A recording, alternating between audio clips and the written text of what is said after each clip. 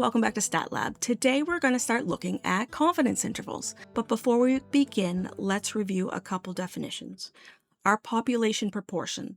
It is the true proportion of successes in a whole population, which is called the parameter, and it is given the symbol p.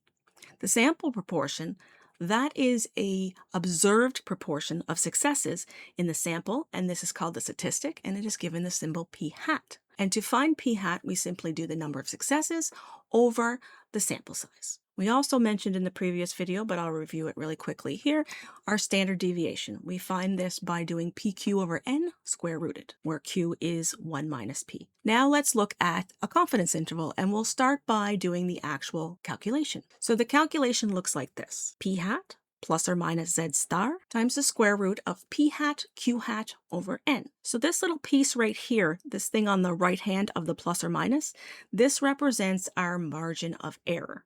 And so basically a confidence interval is simply saying our sample proportion plus or minus a margin of error. Now this z star, this is found at the bottom of the t table. It's not on the z table, and it depends on the confidence level desired. And the higher the confidence level, the larger z star will be, which will make the interval wider. And this is an important fact. The more confident you want to be, the wider your interval is going to be. Okay, let's quickly review our assumptions. They're going to be the same as they were for the sampling distributions. So we need the sample to be randomly selected, and we have to meet our success/failure condition, which says that there must be at least 10 successes and 10 failures in your sample. And if you recall, our successes is simply our sample size times our sample proportion, and our failures is our sample size times 1 minus our sample proportion. And both of these values have to be greater than 10 in order for our conditions to be met. So if you recall from the previous video, Sasha discovered that there was a shocking statistic that 35% of Canadian adults actually like pineapple on their pizza. And of course, this was quite shocking to her. She could not understand. So she decided that she wanted to look into this a little bit further.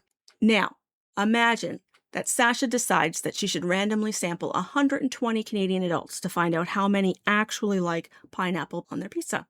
In her sample, 41 Canadian adults said yes to liking pineapple on their pizza. So before we can get into analyzing everything, we need to make sure that our assumptions and conditions are met. So we start with our independence assumption, randomization condition, and of course this condition is met because we randomly sampled from the population of all Canadian adults. And if you watched the last video, you'll remember that I said this word all is very important. This single word will cause you to lose points if it's not in your answer. So this condition is met because we randomly sampled from the population of all Canadian adults. Our success/failure condition. Well, we had 42 successes and 58 failures. So we can say that this condition is met because both the successes and failures are greater than 10. Now, if you didn't watch the last video and you want a little bit more detail on the assumptions and conditions, check out the last video, which was on sampling distributions, where I went through the assumptions a little slower. Okay. So now that we know that our assumptions and conditions are met, we can do some calculations. So the first thing we're going to need to know is, what is our sample proportion? Now we know that 41 adults said that they liked it, and we know our sample size is 120. So if we plug our values in, we're going to get a sample proportion of 0.342. Now we can use this to calculate our 95% confidence interval. So if we bring our formula down, first thing we're going to need is this Z star. We haven't used that before. And I mentioned that you find this value on the bottom of the t table, not the z table. So let's take a look at a t table. So a t table, unlike a z table, doesn't have a positive and a negative. It just has one table. And if you go down and look at the very bottom row, you're going to see confidence levels. And you're going to see a row that says infinity. So these two rows are the only thing that we care about right now on this table. In our case, we are talking about a 95% confidence, so we want the value directly above 95%. So for us, our Z star is going to be 1.960. Okay. So now that we have our Z star, we can go ahead and proceed with our calculation. So 0.342, our p hat, plus or minus Z star, 1.960. Multiply that by the square root of 0.342 times 1 minus 0.342 divided by 120. Now, if you're not super comfortable with calculations or calculators using them multi-step calculations, what you don't want to do here is like do one piece and then write it down and then do another piece and then put those back in the calculator. This is going to cause you rounding errors because these numbers are often quite small.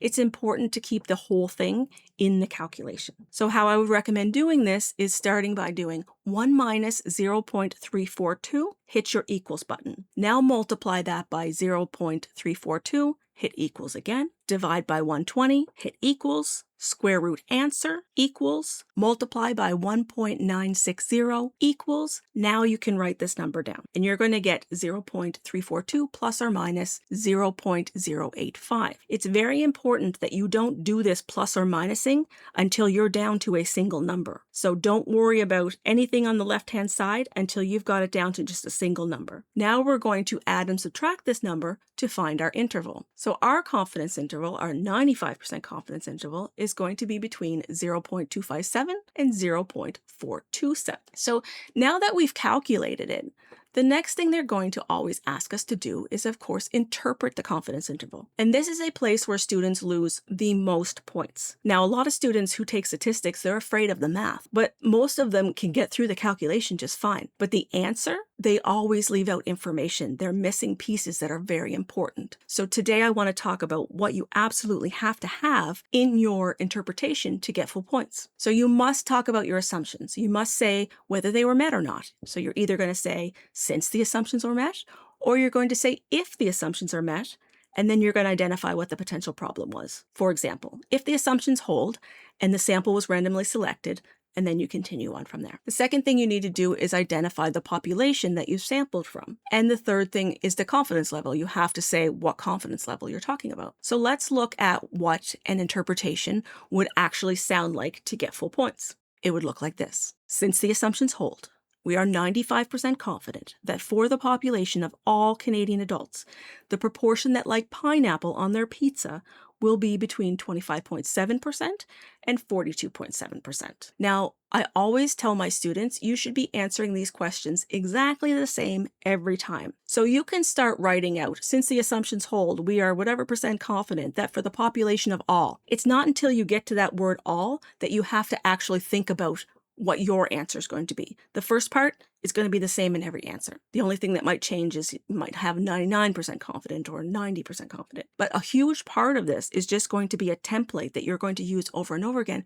And this will help you to avoid losing points for missing those little details. The next thing that they ask that always causes students problems is this. What does 95% confidence mean? And this comes down to two things. One, a misunderstanding about what it means.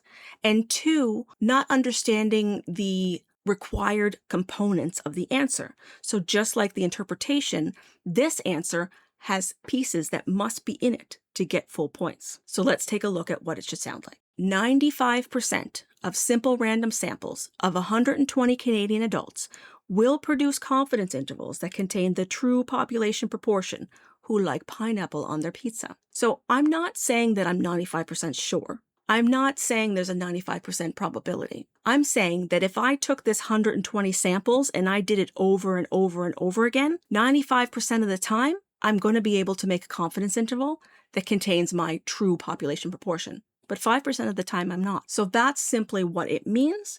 And you can always sort of use this template to say that whatever percentage your confidence level is of the simple random samples, now you have to identify the size and what your sample was, and they're going to produce kind of confidence intervals of the true population proportion, and then you have to add in your context again. So it is very important. It's a very specific definition, and they'll be looking for a very specific answer when they ask this question. Another thing that they may ask you to look at is your margin of error. Suppose you wanted a different margin of error. So if we look up at our calculation for our margin of error, this piece here, we can see that n is on the bottom. And so this tells me that if n gets bigger, if you divide by a bigger number, then your answer is going to get smaller. So if you want a smaller margin of error, you're going to have a bigger sample. So the question is, if we had a margin of error of 0.085, which we did that through a calculation before, but if you had not done the calculation yet and you were already given the interval, instead of calculating it, you can simply look at the confidence interval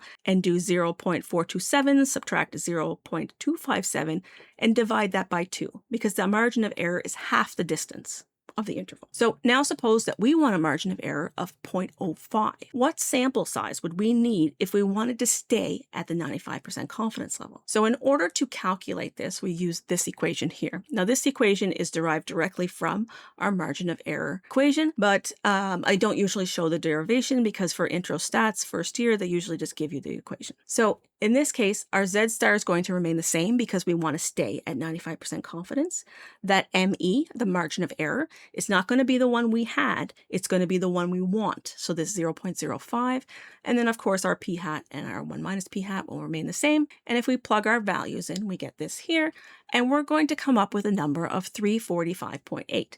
So this means if I want to have a margin error of 0.05, I must have at least 345.8 people. Now, obviously, I cannot have 0.8 of a people, but 345 is also not enough. So I must always round up. So in this case, I would say I need 346 people in my sample to get this margin of error. Now, when I say always round up, I mean always. Suppose my answer had come out to 345.1. Normal rounding rules would tell you to go down, but 345 is not enough people.